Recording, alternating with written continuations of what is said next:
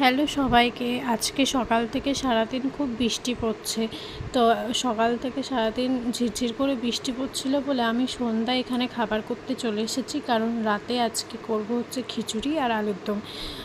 খিচুড়ি করব আতপ চাল আর মুগের ডালের খিচুড়ি, আর হচ্ছে আলুর দম করব। এই ঠান্ডা ঠান্ডা একটু ওয়েদার লাগছে, তো এখানে ঠান্ডা ঠান্ডা ওয়েদারে খিচুড়ি আলুর দম খেতে সবারই খুব ভালো লাগে। আমাদের বাড়িতে তো সবাই খুবই পছন্দ করে, আমিও খুব পছন্দ করি।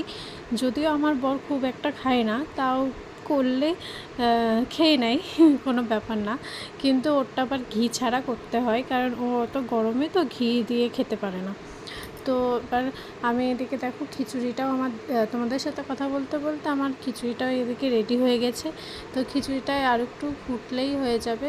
ঘি আর গরম মশলা দিয়ে লাস্টে নামিয়ে রাখবো। তারপরে আমি এখানে আলুর দম চাপিয়ে দেবো, আলুর দম করবো। কারণ খিচুড়ির সাথে আলুর দম আর পাঁপড় ভাজা চাটনি না হলে তো খিচুড়ি জমবে না। তো বাইরে ঠান্ডা ঠান্ডা ওয়েদার, একটু বৃষ্টি পড়ছে খুব জোরে জোরে, আর একটু ঠান্ডাও লাগছে, তাই গরম গরম খিচুড়ি খেতে সবারই খুব ভালো লাগে। তোমাদেরও এরকম ওয়েদারে কার কার খিচুড়ি খেতে ভালো লাগে আমাকে কমেন্ট করে জানিও।